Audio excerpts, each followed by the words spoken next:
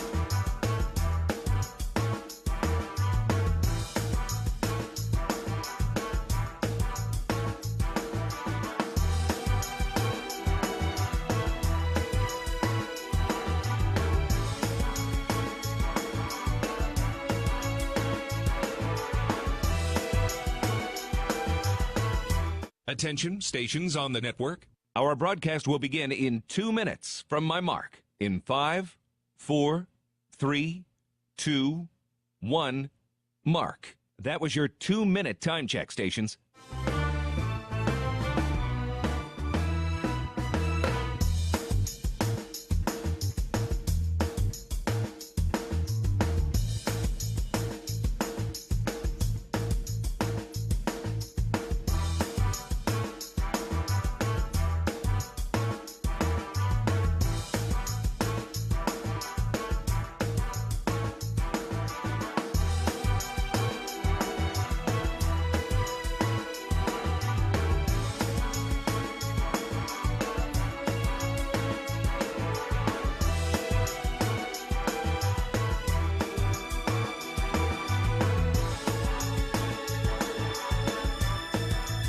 Attention, stations on the network. Our broadcast will begin in 1 minute from my mark. In 5, 4, 3, 2, 1, mark. That was your 1-minute time check, stations.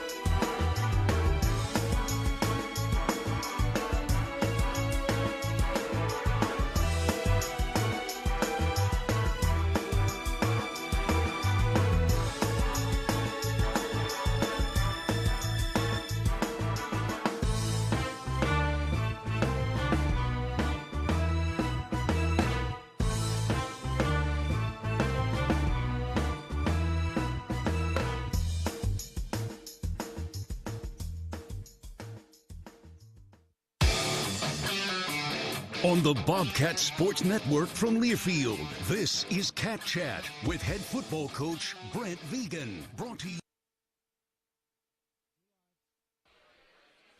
All right, hello, and welcome live to Cat Chat. We are at Buffalo Wild Wings.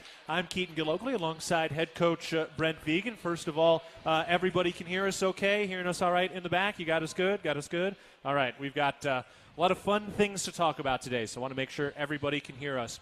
All right, our player guests today are Sain and Neil Daly. So Cole and Neil are here today. Excited to talk to them as the show goes on. Crossover season is starting. We'll mention some basketball and volleyball here in a bit. But first, we say hello to head coach Brent Vigen. Coach, how we doing? How we feeling? Doing well, yeah. We utilized the bye week to our benefit, I believe. And, excited for the next chance to go out there and see what we can do on Saturday. Yeah, second bye weeks in the book. Did you do anything non-football related at any point in time last week?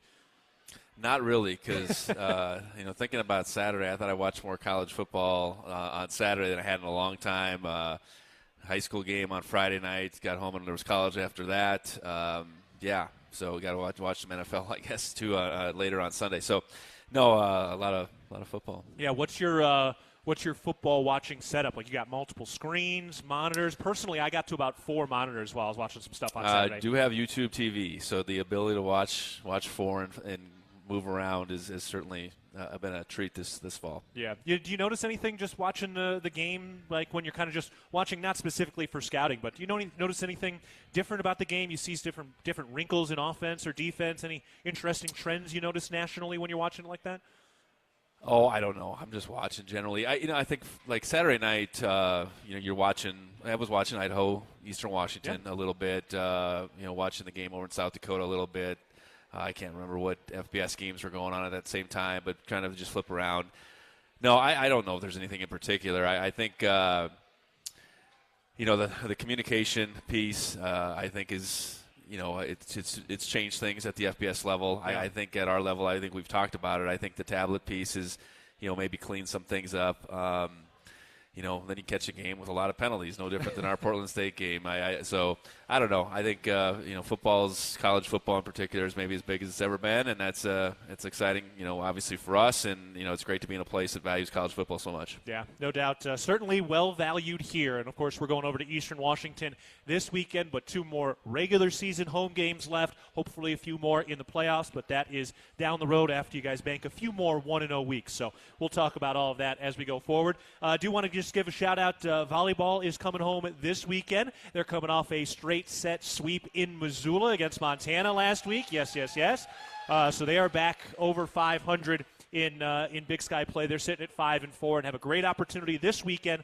Thursday they have Weber State at 7 p.m. Idaho State at 7 p.m. on Saturday as well. So after our game over in Cheney, so you can go, you can watch our game at home and then go over to Schroyer and watch that. But exciting for them as they get going. And Weber State and Idaho State are both above them in the standings. So big opportunity for volleyball. And basketball is here. Yes, we are finally here for some basketball. The women open on this Friday, with an exhibition against Carroll. And then they've got their regular season opener on Monday the 4th at 7 p.m. And then Thursday the 7th, they're playing Troy at 7 p.m. And the men open next Thursday at 6 p.m. over at Wisconsin. So that's what we got coming up.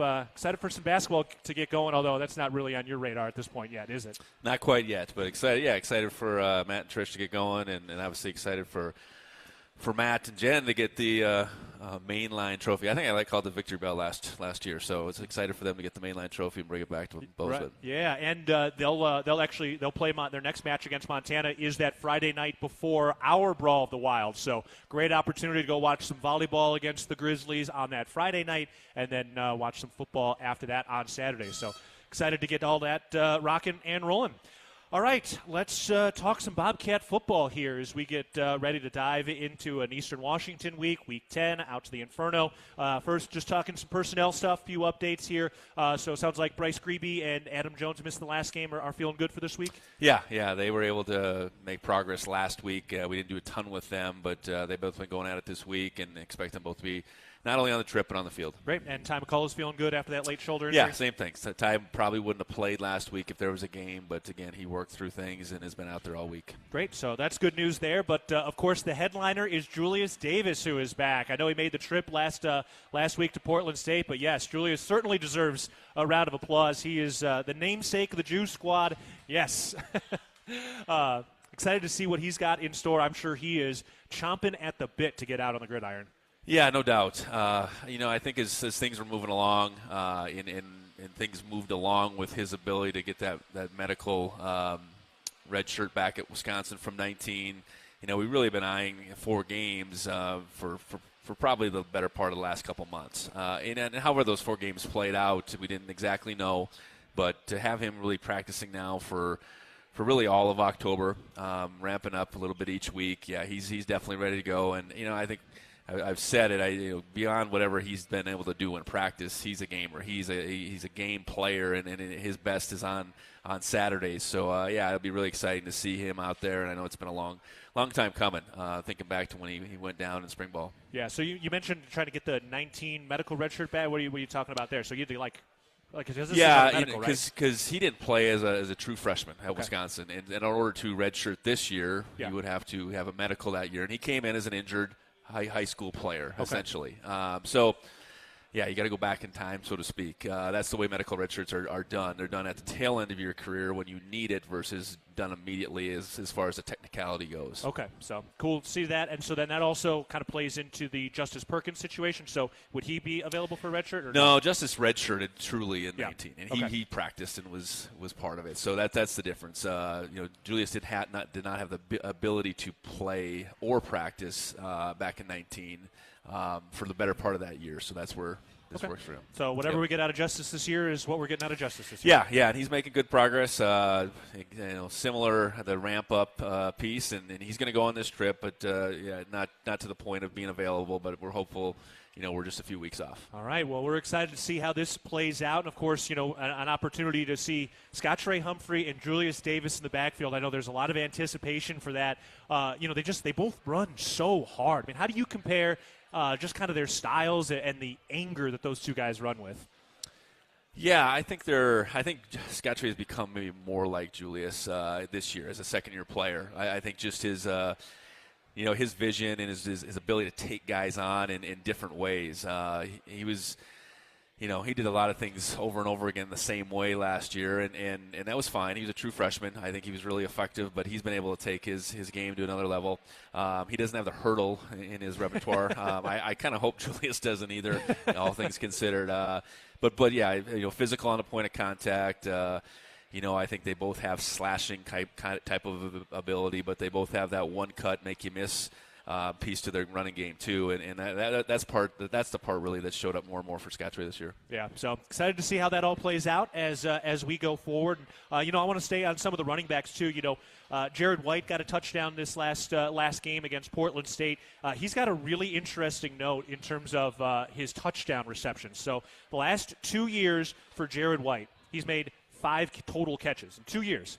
4 of those have gone for receiving touchdowns, which is a really good percentage. But, it's kind of just happenstance, and they pass to him when he's open. But kind of a cool number there that, 5 catches last 2 years for 4 touchdowns.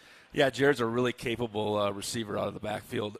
And he, thinking back to some of those catches last year, they were receiver type of catches too. The one on that last Saturday against Portland was out of the backfield, and he was wide open, and Tommy put it right where it needed. It wasn't too complicated, but I know we feel really good about his ability to catch the ball in the backfield, to run routes, and then, once he gets the ball in his hands, to do something with it. Yeah. Speaking of big play games and big play receivers, Taco Dollar is really coming along. We all know he has it, but last 3 games, 7 receptions, 4 touchdowns, 30 yards per reception for Taco Dollar in that stretch. You talked a couple of weeks ago about trying to take the top off a little bit, and it does kind of feel like we're seeing it some here. Yeah, and tacos have been all kinds. There was a screen in there. I know there's a lot of run after catch with the touchdown at Portland. I just think we need to get the ball in his hands. We've had some big playability, and it's all kinds. It's been some down the field, over the top type of passing. It's also been Taco, Rohan, a lot of run after the catch too. Just those two to name a couple. But big plays I think are abound, in this offense. Big play players, we kind of have them all over, and we just got to keep finding creative ways to get them all involved. And I think the more we can do that week to week, the more complicated it is to not only defend us, but then to plan for, okay, who do we want to try to take away? I think that conversation certainly starts with Tommy. How do we take and limit Tommy? But the more he can throw it and get it in the other guy's hands, the harder that is. Yeah, bring us into that creativity a little bit. When you're trying to get the ball into these guys' hands, how are you guys trying to come up with that creativity on a week-to-week basis? Well, I think a lot of it goes into self-scout. What have we put on? What have we put on tape? There's no tape involved anymore. But what have we put on? The hard drive. What have we put on? The out there for the world to see from week to week, and then try to build off that. Some things we're going to do over and over again. We're going to do each week. We might make it look a little bit different. Some of our play action is again things we're going to do each week, but it's going to look a little bit different. And again, a lot of it just comes down to what are you're trying to get in the head of the defensive coaches on the other side. What are they looking at? What are they trying to defend? What can we exploit? And then, what are the strengths of all these guys we're trying to get the ball in their hands? And hopefully that's not just one thing. I one type of route, that type of thing. But, just continue to build off it. And we've gotten to the point where our offense, Coach Walker's referring to it as the ecosystem. I like it.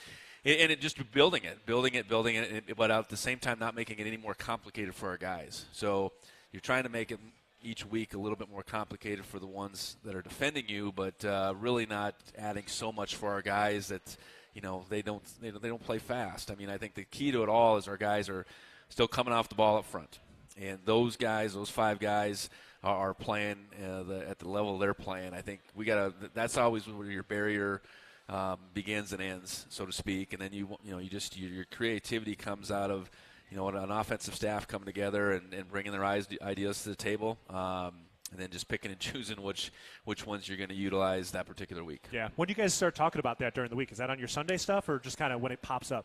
It's I think you want to lay down a foundation that does have quite a bit of creativity in fall camp and spring ball and all that. So it's an off season.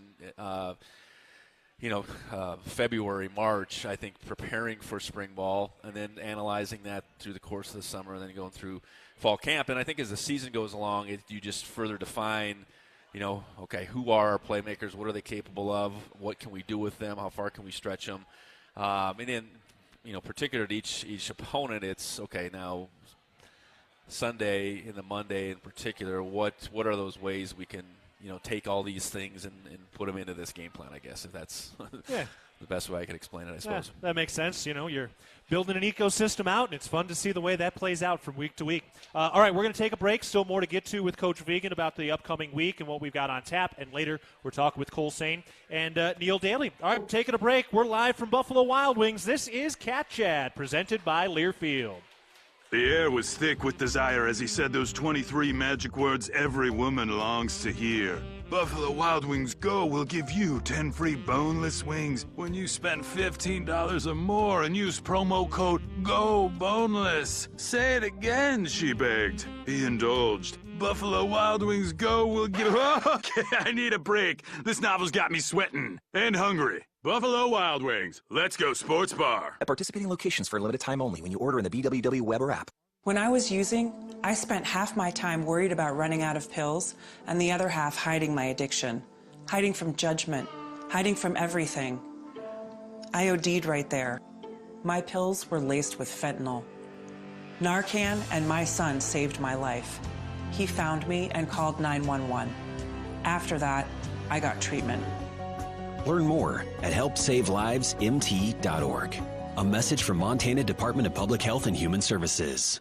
Bobcat fans, support both your favorite team and Montana State students. When you shop at MSU bookstores, you help lower the price of course materials for Montana State students. MSU Bookstore is owned by MSU students and faculty and serves as the only not-for-profit campus bookstore in Montana. Shop online at msubookstore.org, at Bobcat Stadium on game days, or on campus in the Strand Union building. Remember, Bobcat fans, when you shop at MSU Bookstore, all proceeds from your purchase go directly to lowering the cost of course materials for Montana State students.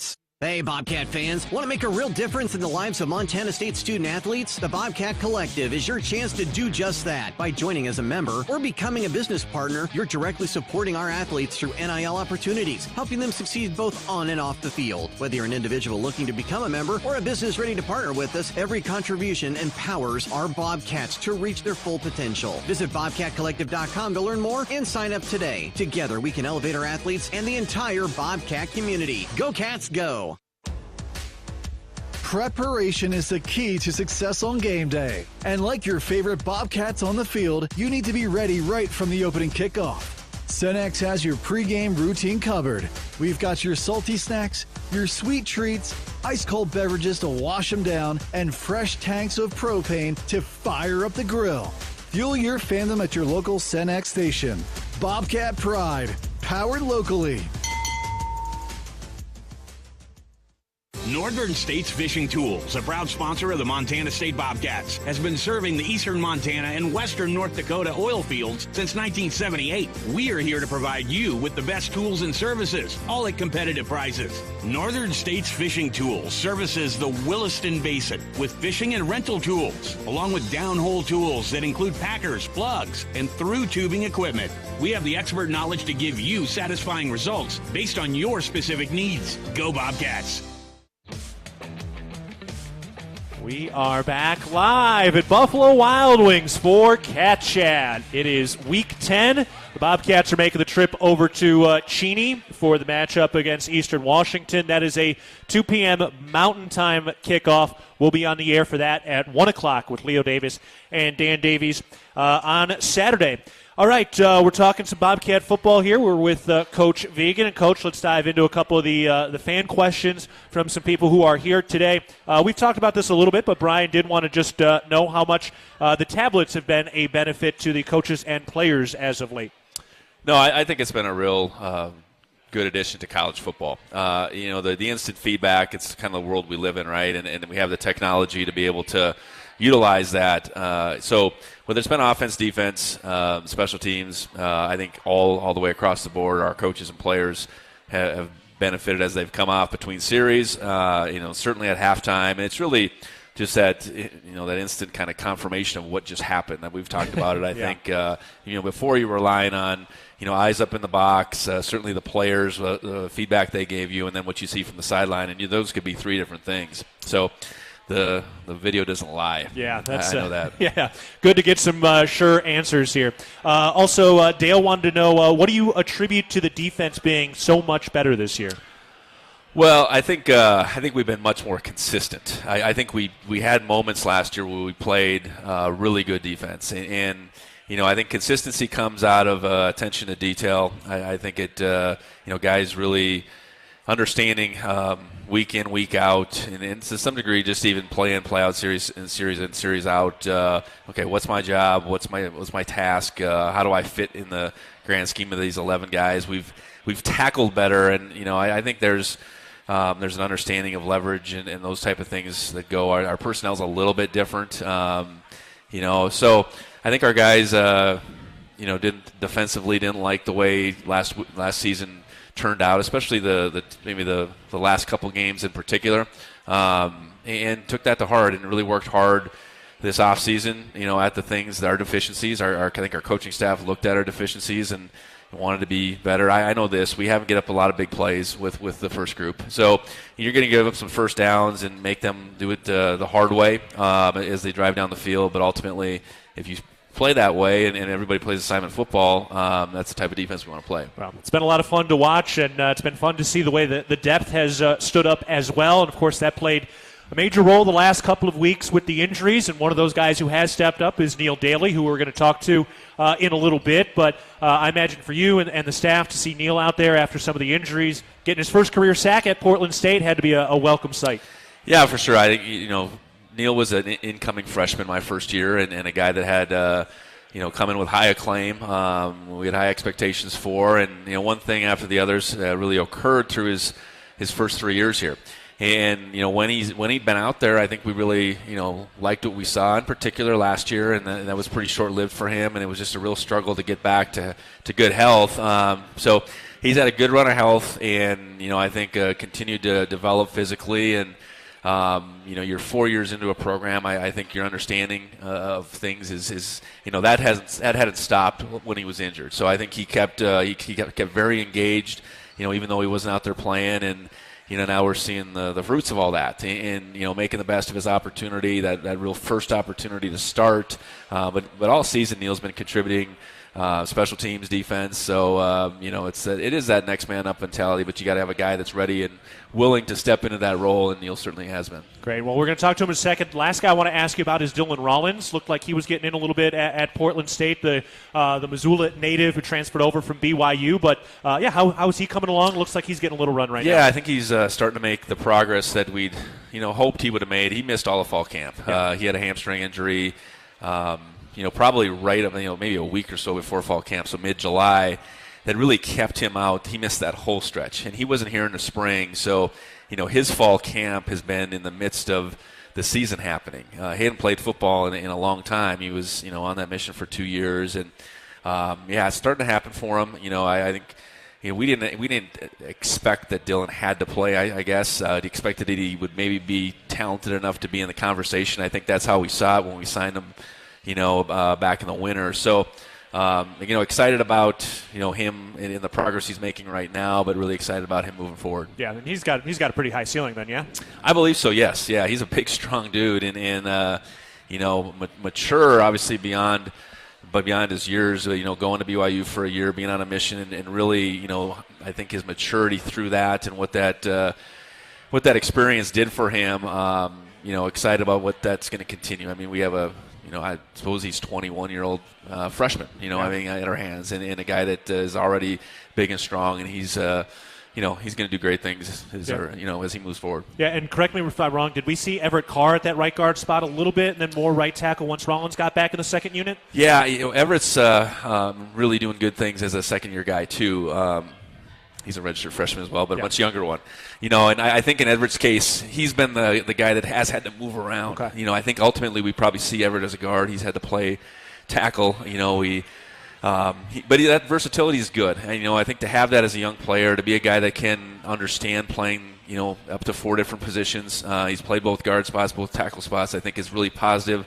I know when we can likely get him honed in on one spot, he can really take off. I think I look at Everett a lot like we probably did at Burke-Mastel last year. That transitional redshirt freshman year where you're coming into your own, you're getting some playing time, and then you're ready to just take off after that. Not that, there's probably a point in time where Everett could still play meaningful snaps this fall because he has made progress, as has Dylan, and I think our depth has continued to grow in that that O-line room, primarily with those two guys gaining their experience that they've gained. Yeah. Once you have a guy in a position that they start to get the reps in, we know guys can flourish, and that makes you think about Miles Jackson getting his first career interception at Portland State. He was our guest on the Bobcat Insider television show, which should be out and available now if you want to hear from Miles a little bit, but always excited to hear about some of those second-line guys since we're seeing some of that pop up. All right. Well, we're going to take a break, and when we get back, we're going to talk to Neil Daly after this timeout. We are live from Buffalo Wild Wings. This is Cat Chat, presented by Learfield. Ready to build your brand? Think Inc. outside the box for your complete branding solutions. Located in Bozeman, Montana, we offer a full print shop for banners, signs, wraps, trade show booths and graphics, promotional products, and much more. If you can think it, we can ink it. We are a proud supporter and corporate sponsor of the MSU Bobcats. Like us on Facebook to see some of our cat wraps. Ready to build your brand? Think Inc. and call us at 406-922-6462 or visit us on the web at inkoutside.com. Town & Country Foods is a proud supporter of Bobcat Athletics. As a locally owned company, we believe the benefit of buying local helps support the local economies in southwest Montana. Our stores offer great selections of items you need every day, including organics, specialty foods, fresh meats and produce, along with incredible selections from our bakery and deli departments. Town & Country Foods is 100% employee-owned and serves southwest Montana with 8 locations. Visit your local Town & Country Foods today. Go Cats! Revelry is your neighborhood eatery, here to serve a wholesome and savory palate that celebrates Montana roots with fresh, locally sourced ingredients. We revel in a natural and energetic habitat that livens any day. We serve Bozeman's best pizzas, sandwiches, pastas, and salads in a comfortable environment with 2 amazing patios. We love hosting Bobcats old and new. Check us out at 24 North Tracy or online at revelrymt.com. Go Cats, go! Hi, former Bobcat Big Lou Salcedo from Wrestler Chevrolet here. Our team proudly supports MSU football both on the field and on the road. Serving the Bobcat community since 1999, we've got what you need. From the powerful heavy-duty Silverado to the top-of-the-line High Country Suburban. Visit our showroom or check us out online at WrestlerChevy.com. Together, let's drive a Wrestler Chevrolet. Community-born, community-driven. We'll meet you at the tailgate. Ambient Air Solutions wants to take a moment to show our gratitude and to say thank you. Thank you to our frontline workers. Thank you to our doctors, nurses, and EMTs. Thank you to all the volunteers. And thank you to the Gallatin County community. Ambient Air Solutions is so grateful for your support for over 12 years. We are so blessed to live in such a beautiful place. Ambient Air Solutions is here for all your heating and cooling needs. Call us at 406-577-1818 to schedule your service today. Ambient Air Solutions, simplifying heating and cooling. When a power line has fallen down, it can be downright dangerous and even deadly. That's because downed lines can still energize the ground and objects around them. To help keep you and others safe, Northwestern Energy says stay at least 35 feet or the length of a semi-truck away from a downed power line and anything the line is touching. You should always assume the line is live, and if you see a downed line, immediately call 911 and warn others. Northwestern Energy, delivering a bright future. Back at Buffalo Wild Wings for Cat Chat. Before we talk with Neil Daly, we are going to pause 10 seconds for our network station identification. This is Cat Chat. XL Country, 100.7. KXLB Churchill, Bozeman, Belgrade. Also in Livingston on translator K254AL. We are back live at Buffalo Wild Wings for Cat Chat. You can enjoy Cat Chat, the official radio show of head coach Brent Vigen and Bobcat Athletics, over wings and beer every Wednesday at 6:30 p.m. only at Buffalo Wild Wings. I'm Keaton Gillogly alongside Neil Daly as we get ready for this matchup against Eastern Washington. Neil, how we doing, man? How we feeling? Oh, doing pretty good. Feeling good this week. Yeah, man, absolutely. I bet it's got to be a relief to feel good with some of the injuries you've dealt with. Oh, yeah, it's nice to be able to walk in the morning, let me tell you. Yeah, I bet, especially when that cold rolls around. It makes the injuries feel, 5, 10, 20% worse? Oh, at least. Yeah. How has the weather been at some of those morning practices? I mean, the weather's been good. It's getting cold, and in Montana, when it gets cold, it means you're playing real football. You're playing that big football, playing for the stuff y'all want to play for. Yeah, no doubt. Do you guys – I feel like most of the country doesn't like the daylight savings time. Do you guys like it because you get a little or more sun in practice? Oh, I love it. Yeah, you get a little more sun in the morning. Don't have to have the lights on as early. It's a little warmer with the sun out. And yeah. You get a little more sleep this weekend. So right, yeah. So that is coming up this weekend, by the way. Saturday into Sunday after our game in Cheney is daylight savings. So get a little bit more in the morning, even though the sun will set by whatever it is, like 4 o'clock for a couple months. But that's fine. We'll get over that. Oh, yeah. All right. Last week, first career sack, man. Congratulations. Thank you. What did that one feel like? Give us some insight into that play. I mean, it felt good. Coach Daly just called the pressure on third down, trying to get off the field. So it's one of those. I kind of got caught, went a little early. They knew I was coming, so I just had to win my one-on-one. Fortunately, the back end held up, and they played some great coverage and allowed for a lot of time in the pocket for the quarterback to step up right into me. So. Yeah, and Coach Daly, no relation, correct? No relation, Yes, no. you have a different spelled last name. Yep, spelled just a little differently, spelled with the I. Yeah, for sure. But what is it like working with Bobby Daly, having a linebacker in the head chair of the defense? Is that a fun thing to have? Oh, it's definitely fun. He kind of knows what it's like playing linebacker and what he wants to call and all that. And he's a great mind. He listens to everybody. He understands what everyone's seeing out there, and that's what he uses when he calls his plays. Yeah. What do you mean by listens? Are you talking about time in the games when guys give him feedback and what they're seeing, or like where do you see him really listening to his guys? Oh, it's everywhere. It's in practice. It's in film. It's in games. He's just trying to listen to see what we like out there, what he likes, what the other coaches like, so we can play our best game plan. Yeah. Was there anything you talked to him last week where you're like, hey, we need this or we need that? No, our coaches did a great job last week. Everything we saw in practice was what we saw in the game, so there was nothing out there that was really surprising us, and that was kind of what allowed it to go so smoothly. Right. You guys have had such a successful year to this point. Of course, no championships are handed out in October, but I imagine with the success, a lot of teams try to surprise you. If they can't beat you, maybe they try to surprise you a little bit. Do you guys get a lot of different looks from some different offenses that maybe you didn't see in practice? I mean, our coaches, they always try to give us kind of the hardest looks or the hardest calls just to see how we respond to them. And they'll also bring back the calls that hurt us in weeks prior to see how we'll react to what we see again. Yeah. What's that process like to on the field when you do see something a little bit unique or maybe something that got you?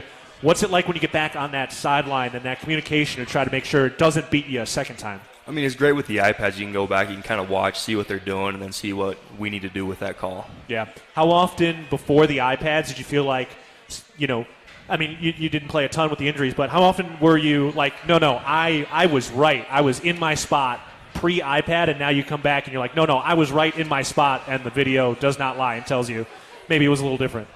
Honestly, it's hard to know what's in your spot because when everything's going so fast, you're just trying to go react to what you need to be. And sometimes you think you're in the right spot and you're completely in the wrong area. So the iPads are nice because it helps you get better as a team. Yeah, you don't have to spend your time dissecting who's right, who's wrong. We just know. Oh, yeah. Yeah.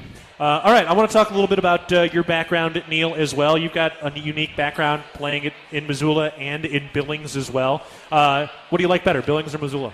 I mean, they're both great places. They have great people everywhere, and it's just trying to figure out what's the best for you. And to me, Billings was the best with the coaches, how they let me play, but it was just a fun time all around. Right. Now, were you a Bobcat fan growing up? Because you grew up in Missoula and then moved to Billings, correct? Yep. Okay, so were you a Bobcat fan growing up? I mean, generally speaking, no, I wasn't a Bobcat fan growing up, but coming to Montana State was definitely the best decision I've ever made for me as a person and academically. And athletically. Yeah, always interested sometimes for some guys who came from Missoula, even if it wasn't their whole career, if they had to be closet Bobcat fans in Missoula growing up or anything. But I guess that wasn't the case for you? No, it wasn't the case. Yeah. If I was smart, I would have been a Bobcat fan earlier. So then you get over to Billings, too, and there's a number of guys that are on this team, and really, I mean, from Missoula as well. How many different guys on this roster right now were you high school teammates with in your two stops? Oh, there's a ton of them. I know Zach Cruz, Adam Jones, Rylan Ort, Taco and Caden Dowler, Paul Brott, Max Murphy, and Braden Zimmer. Yeah, that's a lot of guys. Oh, yeah. Now, I did ask somebody else, too, a little bit about I asked Lonergan about some of those high school rivalries that carry over into the Bobcat locker room. Do you feel like you have double rivalries coming from Missoula and Billings? No, it's all the same rivalries across the state. Yeah. Growing up, you kind of always want to beat Bozeman because they were the best, but you're just having fun out there. Yeah, no doubt. Were there any high school moments where maybe you beat somebody or you got beat that come up in the locker room or in some of the practice trash talk? No, it doesn't really come up in the practice trash talk, only when they're playing during the week, so you kind of talk a little bit about it. Yeah, that's good. You got to make sure you don't let people forget if you got them when you're on the high school field. Oh, yeah. Yeah. I think it's interesting, too, talking to linebackers when it comes to some of the defensive line. Because you get a chance to really see some of the power they have. And one of the guys that comes to mind is one of your high school teammates in Paul Brott. What do you see in Paul Brott when he's going to work on that D-line? Oh, Paul's an animal. He's able to do stuff to the offensive line that you just don't see often. He can get off the ball, and he clears it up easily for the linebackers. Yeah. How does he look compared to high school as well? I mean, obviously a lot of growth and everything we have here, but just in general, what did you see in high school versus college version of Brott? In high school, I was bigger than Paul, so if you can put that into context, I think he was probably 195 as a senior in high school, and now he's 295, so yeah, something like that. So he's really put on that good hearty weight. Oh yeah. Yeah. Now, how many different positions did you play in high school? I played a couple. I played receiver, tight end, linebacker, a little nickel safety, just kind of wherever the coaches wanted me to go is where I'd go. Yeah. Did you have a favorite when you were in high school? Oh, no, I just kind of love playing football, just being able to fly around and have fun. Yeah, so when you were going through some of the recruiting process, what's the conversation like with coaches about what they see you as once you get to college? Oh, yeah, the coaches, they definitely reach out and they say, I see you more kind of as this position, so that's kind of what we try to bring you here for. So a lot of it for me was trying to figure out what side of the ball I liked the best, and Montana State, fortunately, I was able to come here and play defense, which I really enjoyed. Yeah, so you did want to play defense over offense? Oh, yeah. Yeah, why? It's just more fun. It's a little more gritty. It's a little more blue collar, kind of just working. Okay. Not as much for the show. So the white collar guys are over on the offensive side? That's what the pretty boys are on the offense. So you're not a pretty boy. You guys are the grimy ones. Oh yeah. Yeah, that's funny to hear. So you wanted to play defense, and you had the opportunity to play linebacker here. I mean, if Montana State said, "Hey, we see you as an offensive player," would you still have considered it? Oh yeah, it's a great school. I know. Back recruit BJ Robertson was probably the best recruiter I've ever talked to. He was very personable. Yep. And he still reaches out to me to this day, which is big. Yeah, that's cool. And he's over at Nevada now with Choate, right? Oh yeah, he's down there. Yeah. What was it like when the coaching change happened too? I mean, there's still a pretty good collection of Choate recruits. Was there any thought about reopening anything for you at that time? Oh no, not for me. Yeah. Coach Vigen was great when he got on and talked to us right away. He kind of told us his philosophy for the defense or philosophy for the team, and we all bought into that right away. Yeah, got right ahead and right going. Well, I'll follow up one of these other questions too. I know we asked Coach Vigen this too, but Dale wanted to know, what do you attribute the defense to being so much better this year? I mean, is there anything in particular for you that you see out of this defense that is a reason for the big improvements? We attack every week with kind of that chip on our shoulder mentality. We want to be the underdogs. We want to be out there. And a lot of us, we're just running around flying to the ball. So when someone misses a tackle or misses a play, someone else is there to make it up for them. Yeah. How did you guys get so much faster and so much more flying to the ball this year? It's how we practiced. Yeah. Coach Daly and all the coaches were very big in fall camp and spray ball and running to the ball and getting there every time. So it makes it easy in the game when you've done it for a couple months now. Yeah, no doubt. What's it like also, speaking of practice, tackling is such a difficult skill, right? And Coach Vigen just talked about it a little bit as well. When you do start getting into some of those tackling practices, like how important are those, and how much tackling do you feel like you need during the lead up and during the week to feel like you're prepared to execute on game day?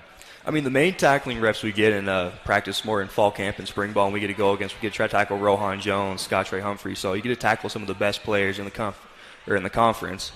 And then in game or practice weeks, we're just trying to get to our right fits. We're trying to be able to get to the spot, get our good pad level, good form until we get to the place of contact. We want to keep everyone up, keep everyone safe. Yeah, so you're kind of in a place where you guys are practicing two things: A, to get to the spot, and then B, finishing the tackle. Is that right? Exactly. Yeah.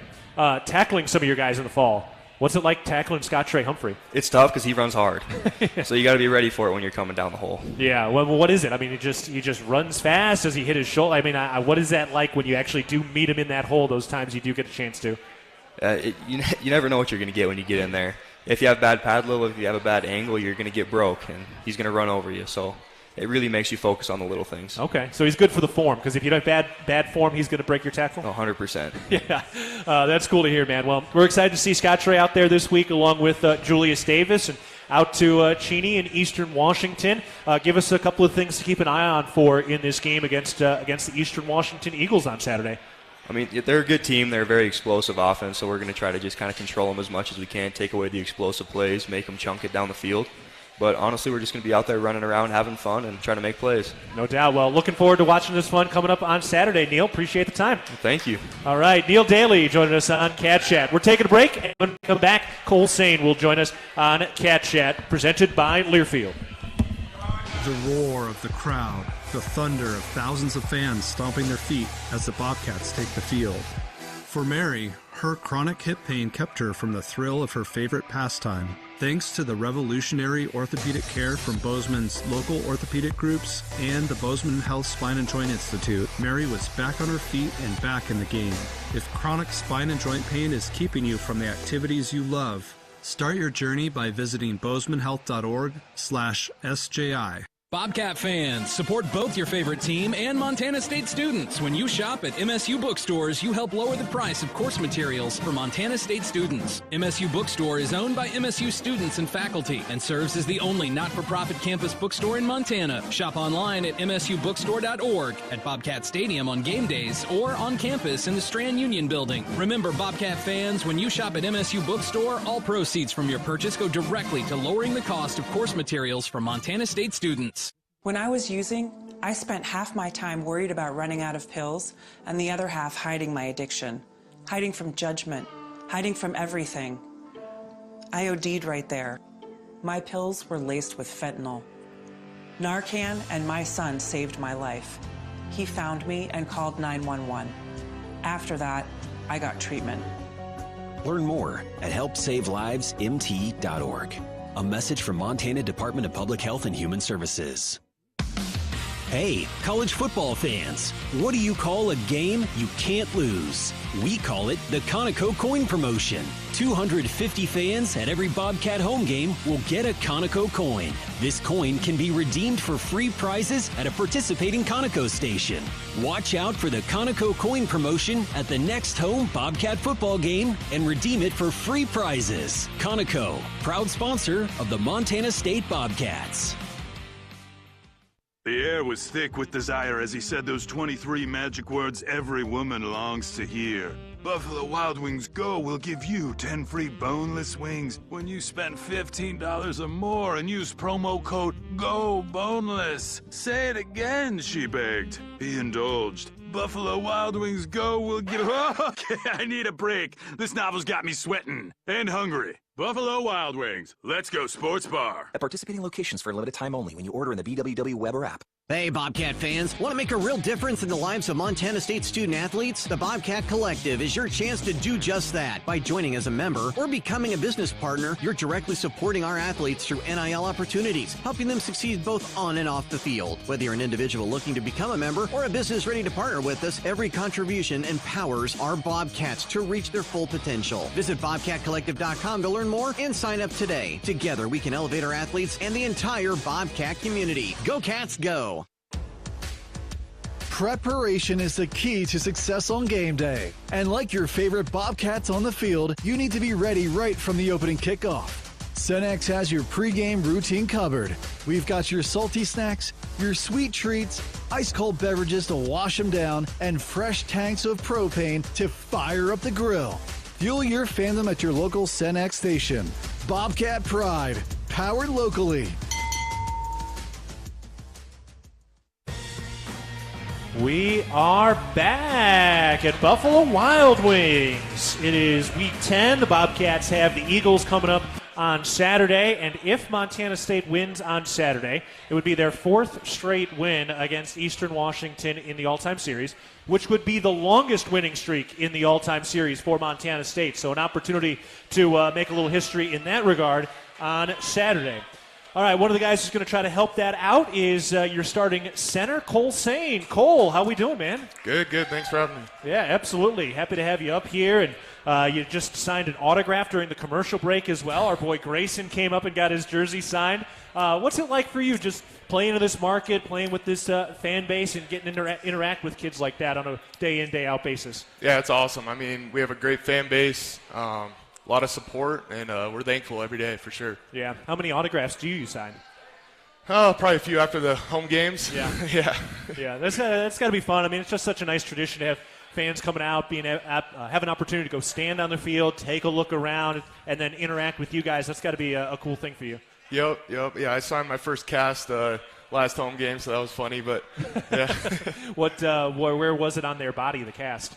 Arm. Okay. Yeah, that's a good one. Yeah. The real question is, will they save that cast because you signed it? Yeah, I don't know. I think they had a lot of players sign it, so yeah, they'll probably save it if Tommy Millot signed it. But yeah, what's it like when you see some of the kids interacting with Tommy, especially the young fans? What's it like watching them interact with Millot? When we come out of the locker room, after Coach Vigen talks to us after the game, usually have about 100 kids there yelling Tommy's name. So yeah, they're all for Tommy for sure. That's cool, man. That's cool. What do you hear any common questions he gets asked, or is it just like hi, and then Tommy kind of leaves it? Yeah, just autographs. A lot of can I have your gloves? That kind of stuff. But yeah. That's cool, man. That's fun to watch and fun to see that. And you get a front row seat to working with Tommy as his center right now, and it's fun to watch the way you guys are working together. But just bring us in a little bit into how Tommy goes about his business on a week in and week out basis. Yeah, just very dialed in, very detailed, constantly putting in the extra work, extra film. Getting whether it's groups of receivers, tight ends, just different groups in watching film, even before we watch film with the coaches. So a lot of extra work, and he does a lot, and he's a tremendous leader on our team and a guy everybody looks up to. Yeah, what's his communication style like? Like, how does he communicate to his teammates when something either needs to be improved or he needs to communicate something? Yeah, he's very level-headed. I mean, I think it's good that he's the same guy all day, every day. Even when things go wrong in a game, he's very level-headed and, just how can we fix it and how can we move forward and keep taking that next step. Yeah, very solution-oriented. Yep. Does anything get him going, or, I mean, is he completely unflappable, or are there a few things that make him flap? I've never really seen him rattled, to be honest. I've never seen him rattled. He's very level-headed, which is what you want in a quarterback. You don't want somebody who rides the highs and lows, and he does a very good job. And I think that reflects our offense, too, and it trickles down to everyone else. Yeah, even after those 2 fumbles at New Mexico? Yeah, it was we came off. Obviously, that's not something you want. But we just came off the field, and now with the iPads and stuff, we were able to take a look at it and really see, the one they brought field missile and brought one extra. So we were able to just make adjustments and get the right foot forward going forward. Yeah, so. That's I mean, it's impressive to see the way he bounced back after that. Was there anybody that went up and talked to him, or was it more internal for him that he just kind of knew where to go and how to brush it off? He does a good job always brushing it off. I think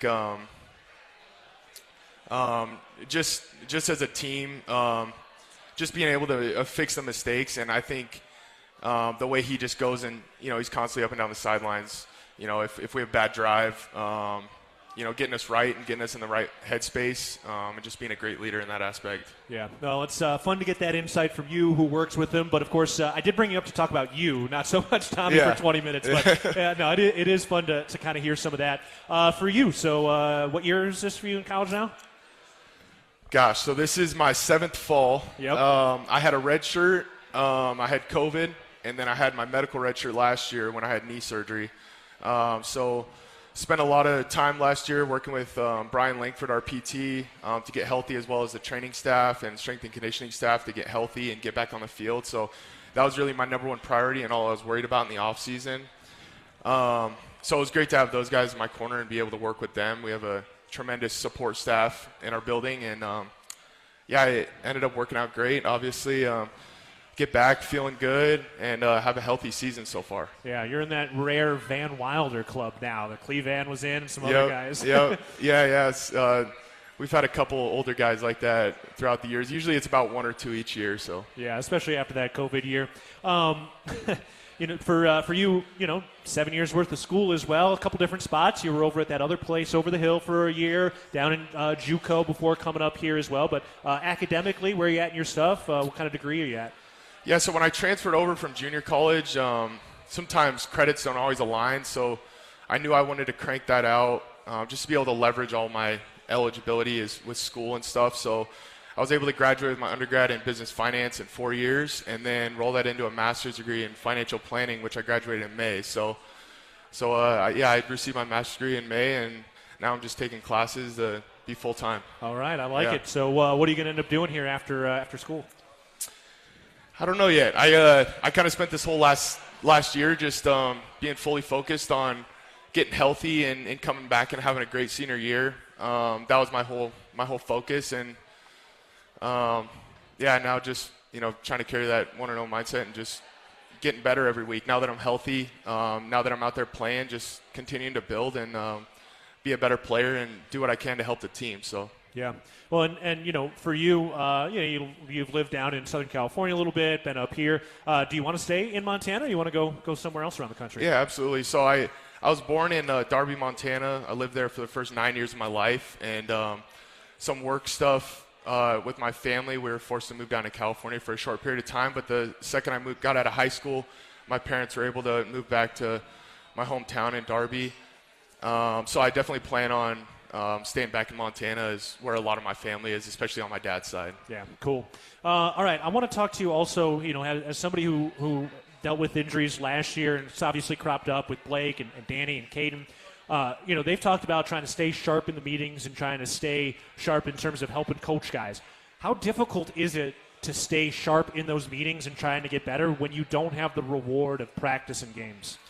Yeah, it's tough. I mean, one thing I tried to do last year was never get out of it. I was at every meeting, every practice, because, once you alter from that, I definitely think it's hard to get back in that groove. So I definitely just tried to stay in it and keep my mind sharp was the main thing, because when you're hurt, you're very limited on what you can do physically. You can't be out there on the practice field. So just trying to stay sharp with the calls and the adjustments and just the different changes that we're making up front and in the offense. Yeah.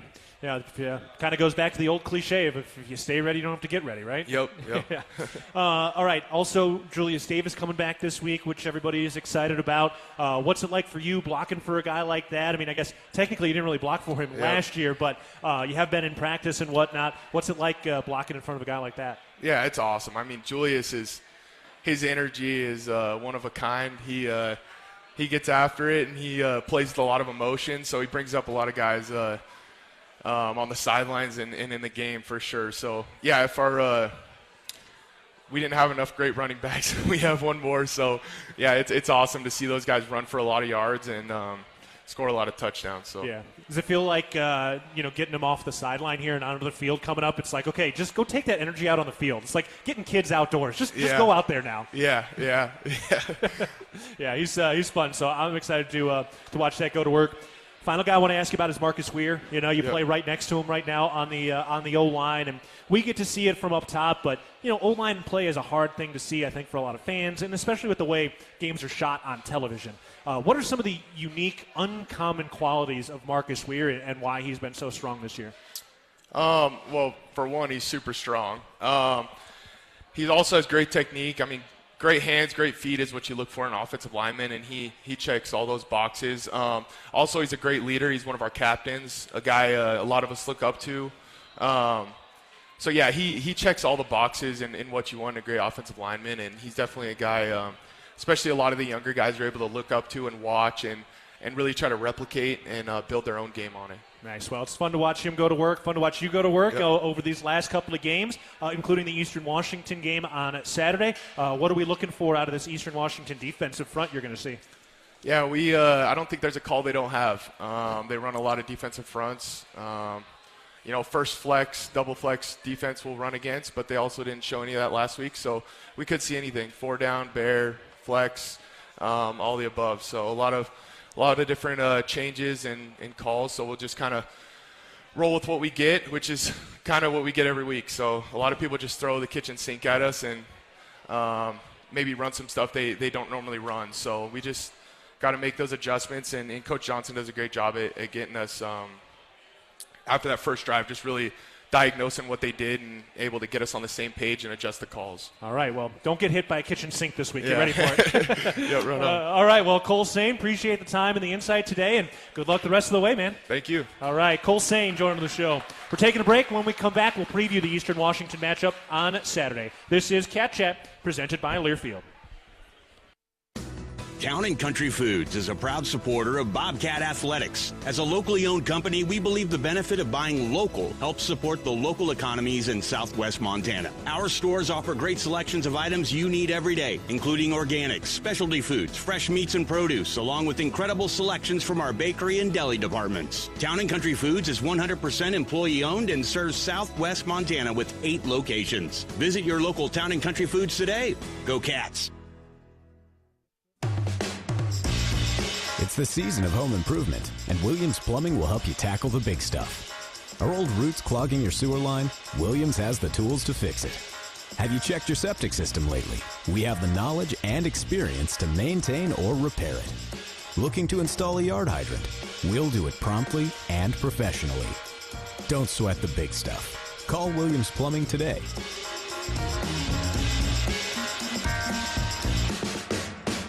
Ambient Air Solutions wants to take a moment to show our gratitude and to say thank you. Thank you to our frontline workers. Thank you to our doctors, nurses, and EMTs. Thank you to all the volunteers. And thank you to the Gallatin County community. Ambient Air Solutions is so grateful for your support for over 12 years. We are so blessed to live in such a beautiful place. Ambient Air Solutions is here for all your heating and cooling needs. Call us at 406-577-1818 to schedule your service today. Ambient Air Solutions, simplifying heating and cooling.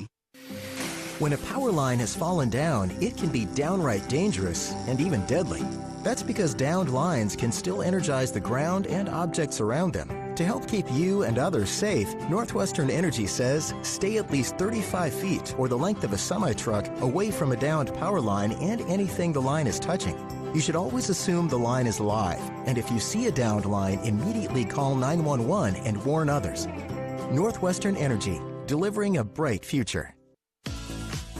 Revelry is your neighborhood eatery, here to serve a wholesome and savory palate that celebrates Montana roots with fresh, locally sourced ingredients. We revel in a natural and energetic habitat that livens any day. We serve Bozeman's best pizzas, sandwiches, pastas, and salads in a comfortable environment with 2 amazing patios. We love hosting Bobcats old and new. Check us out at 24 North Tracy or online at revelrymt.com. Go Cats, go!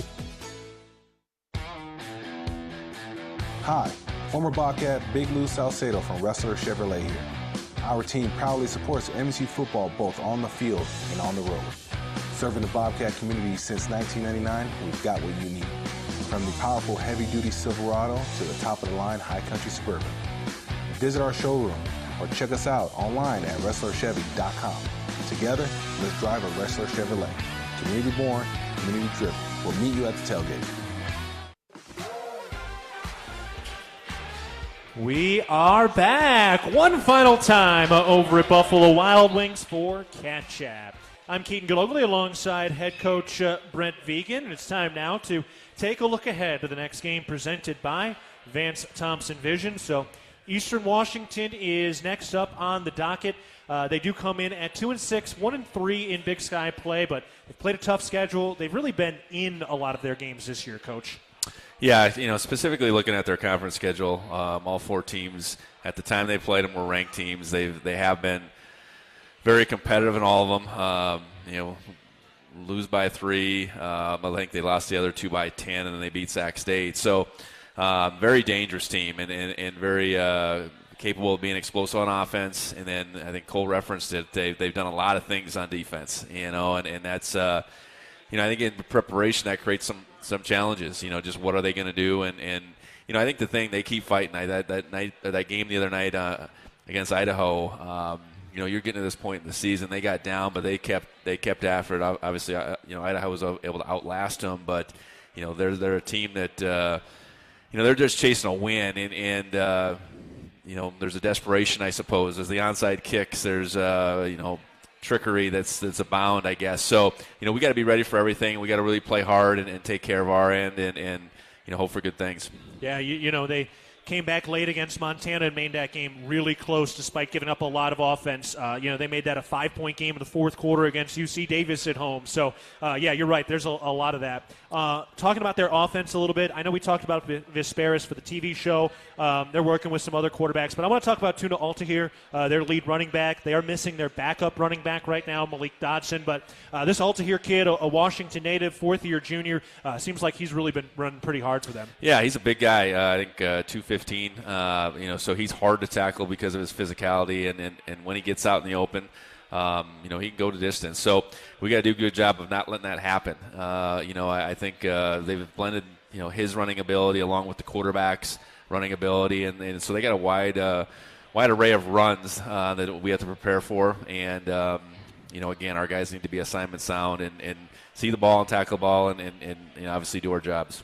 Again, Vesperis is kind of their lead guy, Kako Vesperis. He was on the team last year, but they're also working in Jared Taylor way more this year, the fifth-year senior. So we'll see how that all plays out. Coach, appreciate the time and the insight today. Yeah, as always, go Cats. All right. Thank you to everybody, Neil Daly and Cole Sain, for joining the show today. For head coach Brent Vigen, this is Keaton Gillogly saying so long. We'll talk again on Saturday. You've been listening to Cat Chat presented by Learfield.